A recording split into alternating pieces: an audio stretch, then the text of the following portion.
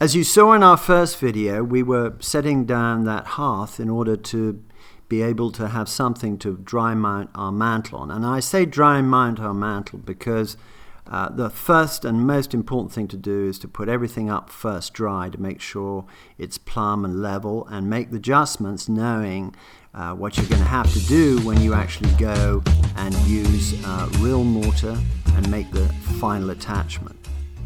Now, as you can see, we're checking out these legs, and we're going to check to make sure that everything is level. And with any mantle like this, even if it's a new one basically or an old one, we like to make a template of the feet, because those feet and where they rest on the hearth are going to be very important. We're going to end up drilling 2 holes in the feet, and then we're going to drill 2 holes in the hearth, and each of those holes are going to receive a dowel which will run up through the hole that we are now drilling in the leg.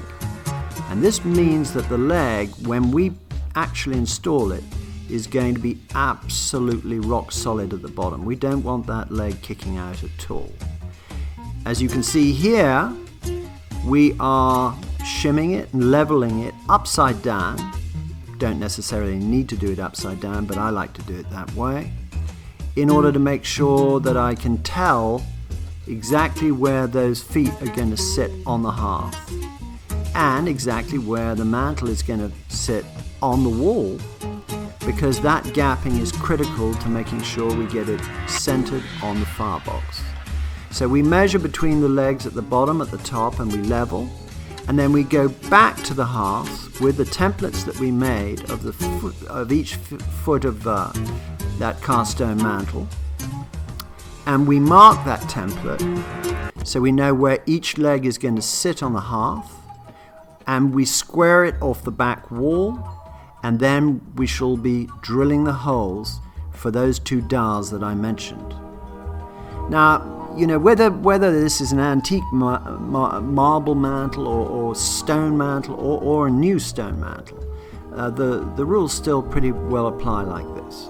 So you can see now we're setting this leg, the left-hand leg, and we're going to shimmy it into position, and we're starting to add shims at the bottom, which you'll see later on aren't going to be there, but we're adding it to level that leg.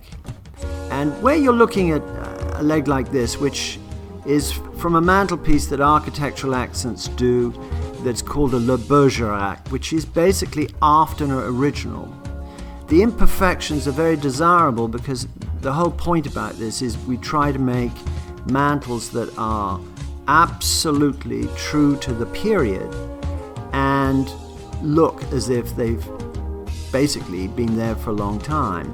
And we tend to take these mantles and make them, and then we put them out in the weather for a few months.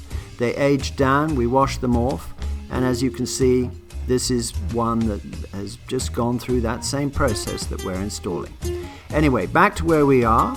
We're vacuuming out the holes that we've drilled for the dowels, and you can see these horseshoe shims, and you can see that hole in the center, which is going to receive that dowel, which is a stainless steel threaded dowel. And we like to use 1/4 to 1/2 inch depending on the weight of the legs. This is in fact a 1/2 inch one, and we're going to slide it over there very carefully, lean it back against the wall, and then see if we've got a really good level, which we actually did in this particular instance. We didn't have to shim anymore. We make our marks, we know our measurements between legs. We can use brackets, or in some cases we use copper earth wire. We drill a hole in the top of the leg, and we make the attachment with these brackets. And those brackets are going to attach back into the wall. Now this particular wall is studded with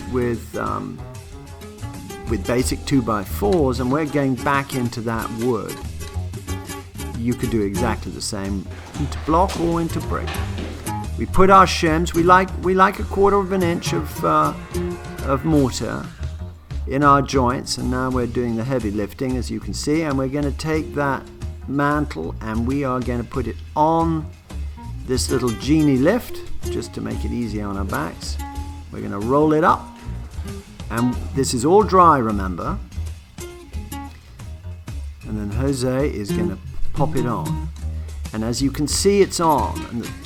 So what we now do is we'll see where we're going. We make the marks on the wall. Again, this is all dry. We check the level. The level is perfect. If it had to be shimmed up on one side or the other, we can do that at this point. But in this case, it wasn't necessary. So we make the mark in the mantle, again on the underside, where the top of the leg, same idea as the bottom of the leg into the hearth. We're going to put another dowel to make sure that that apron does not move.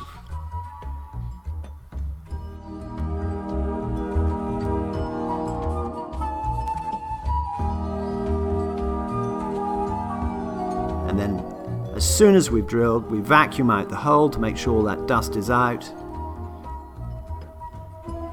And then we're going to eventually turn this mantle the right side up and pop it back. Having done that, it's time to mix up the solution that's going to work for this mantle.